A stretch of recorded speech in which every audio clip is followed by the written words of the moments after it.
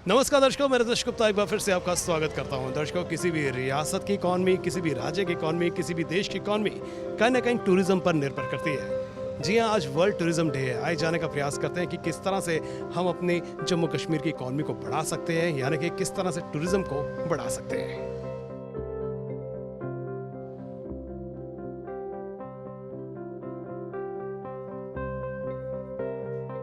इस वक्त मेरे साथ हैं डायरेक्टर टूरिज्म आर के कटोच साहब। आइए इनसे बात करते हैं। सर, किसी भी देश की इकॉनमी, किसी भी रियासत की इकॉनमी जो है टूरिज्म पर निर्भर रहती है। इस वक्त कोरोना का दौर भी चल रहा है, तो कहीं ना कहीं इकॉनमी जो है वो प्रभावित हुई है। तो किस तरह से जो है हम प्रमोट कर सकते हैं टूरिज्म को?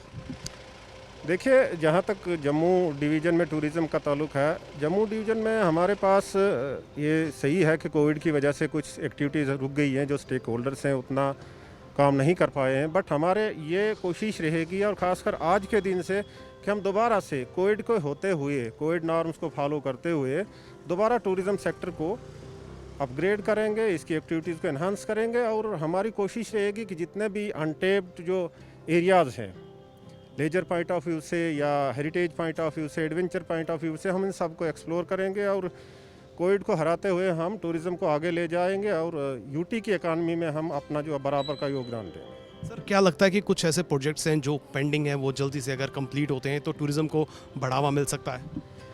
हमारे जो सिविल प्रोजेक्ट्स जितने भी थे, उसमें हमारे मोस्टली जो है इस साल में अभी तक कोई तकरीबन 30 प्रोजेक्ट कंप्लीट हो चुके हैं। और जो बाकी कंप्लीट जो प्रोजेक्ट हमारे पास कोई 70 के आसपास है, वो नियर कंप्लीशन है, और होपफुली उनको भी हम by the end of this year वो कंप्लीट कर देंगे। इस वक्त मेरे साथ कुछ और लोग हैं जो टूरिस्ट स्पॉट पे आए हुए हैं, अमर महल में आए हुए हैं। आइए इनसे जाने का प्रयास करते हैं। आपका नाम क्या है? नीतीश वर्मा। आपसे ये जानना चाहेंगे कि आज टूरिज्म डे भी है, सेलिब्रेट भी कर रहे हैं, और टूरिज्म को किस तरह से प्रमोट कर सकते हैं?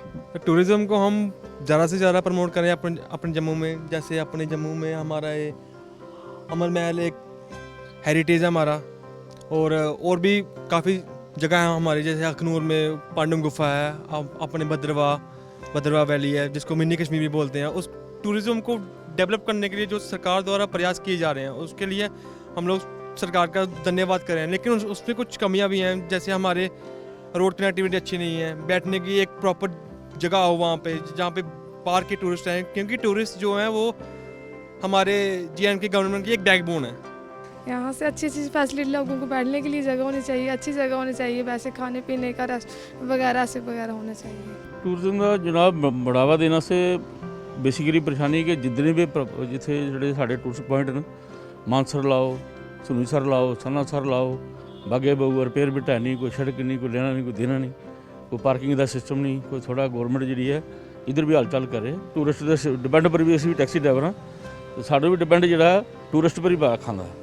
माता वैष्णो देवी के रस्ते जाने झज्जर कोटली पैंदी है, होर कई जगह ऐसी ने जिहदे विच कोई डिवेलपमेंट है नहीं है, कोई रस्ते है नहीं, रस्ते की भी जी रिपेयर होनी चाहिए। और गाइड भी करना चाहिए कि इन्होंने सारे कोई मानसर है, सनासर है, पत्नीटाप है, अपने सुध महादेव है, मानतलाई, ऐसी ऐसी जगह जिहदे टूरिस्ट आएगा, खुश भी रहता, हर चीज़ है, उत्थे करते कुछ नहीं है। थोड़ा बहुत करना चाहिए गौरमेंट के लिहाज नाल।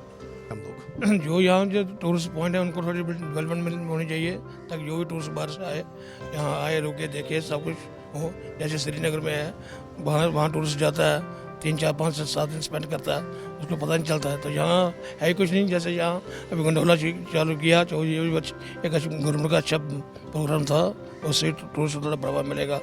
हमारे गार्डन यहाँ बनने चाहिए, जैसे हमारे जो लोकल पॉइंट है, जैसे भद्रवा है और कठुआ में कुछ पॉइंट स्पॉट है, इनकी डेवलपमेंट होनी चाहिए, टूरिस्ट वहाँ भी जाए।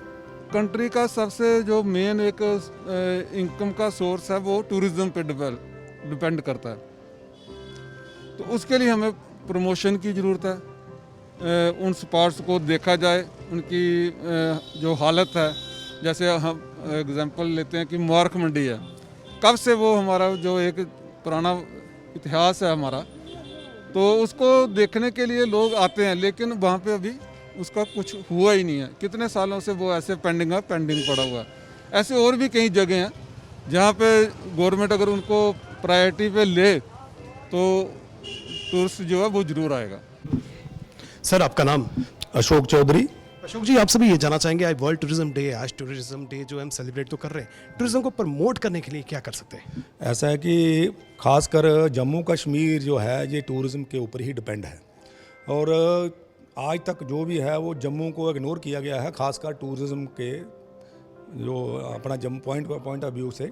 जो जम्मू डिवीज़न के अंदर जो लोकल पिकनिक स्पॉट्स हैं या हिस्टोरिकल प्लेसेस हैं, ये सारी की सारी इग्नोर की है, उनको डेवलप नहीं किया गया है। और हमारा ये कहना है कि आज का दिन जो है ये सारी दुनिया के अंदर बनाया जा रहा है, तो उसके तहत यहाँ का जो टूरिज़्म प्लेसेस हैं अपने अंदर जम्मू डिवीज़न के अंदर, उनकी कनेक्टिविटी जो है, जैसे बाई रोड है, मुझे लगता है कि यहाँ ट्रेन की भी कनेक्टिविटी होनी चाहिए।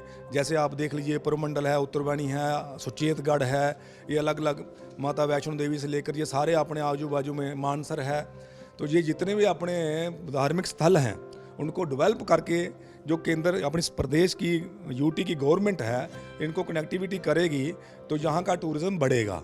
तो जो मंदिरों का शहर माना जाता है जम्मू, खासकर जो जम्मू डिवीज़न है, तो ये टूरिज़्म के ऊपर ही डिपेंड है, क्योंकि इंडस्ट्री तो ज़्यादा कोई है नहीं यहाँ और कोई रोज़गार का साधन भी नहीं है और कुछ पहाड़ी क्षेत्र भी हैं। और ये सारे का सारा जो है आज इस दिन को सारा दुनिया, पूरा देश अपना भारतीय संस्कृति इसको बना रही है, तो उसके मुताबिक हमारा ये निवेदन है सरकार से, केंद्र सरकार से और स्टेट सरकार से भी, जो अपनी प्रदेश की यूटी की गवर्नमेंट है, कि ये जो अपना जितने भी अपने स्थल हैं, धार्मिक स्थल हैं या टूरिस्ट प्लेस हैं, इनको डेवलप कीजिए। और जम्मू कश्मीर के अंदर जो जम्मू, खासकर जम्मू डिवीज़न का जितना भी रोज़गार है जो बंद पड़ा है वो चलेगा। और अलग अलग स्थान जो है, बहुत से अच्छे ऐतिहासिक जगहें हैं यहाँ जम्मू के अंदर भी, तो उनको डेवलप करके इसको पूरा आज के दिन से शुरुआत अगर करेंगे हम, तो एक बहुत बड़ा योगदान होगा सरकार का और लोगों का भी, और लोगों को अवेयर करें कि हमारे जो पिकनिक स्पॉट हैं, हमारे जो हिस्टोरिकल प्लेसेस हैं, हमारे जो धार्मिक स्थल हैं, उनको करके जो लोकल ट्रेन जो है वो भी यहाँ चलनी चाहिए और जो रोड की कनेक्टिविटी है वो भी होनी चाहिए। आपसे मैं ये जानना चाहूँगा कि देश की इकॉनमी या रियासत की इकॉनमी जो है कहीं ना कहीं टूरिज्म पर निर्भर करती है, और हमारे जम्मू कश्मीर की बात करें, यहाँ पर ऐसे कई स्पॉट्स हैं जो टूरिज्म के मानचित्र पर लाने की आवश्यकता है, लेकिन अभी तक नहीं आ पाए हैं। टूरिज्म को किस तरह बढ़ावा दे सकते हैं, क्या कहना चाहेंगे? सर, ऐसे देखने में आता है कि जो हमारी गवर्नमेंट होती है वो एक अपनी फॉर्मेलिटी कर देती है कि जब भी टूरिज़्म डे आएगा तो वर्ल्ड ओवर मनाया जाएगा, तो एक पेपर में ऐड दे देते हैं। प्रैक्टिकली हमारे जो जम्मू रीजन है, हमारे बहुत सारे यहाँ हिस्टोरिकल प्लेसेस हैं जिनको हम सरकार की तरफ से कभी उनकी तरफ अटेंशन नहीं दिया जाता है। तो वो कई चीज़ें ऐसी हैं, कई एरिए हैं जो हमारे जम्मू के सराउंडिंग में हार्डली 50-60 किलोमीटर के अंदर जाएंगे, तो बहुत सारी जगह अगर उनको हम एक्सप्लोर करें तो हमारा अनएम्प्लॉयमेंट की भी समस्या ख़त्म होती है और हमारा जो टूरिज़्म का अगर जब काम बढ़ेगा तो उस एरिया की भी डेवलपमेंट होती है।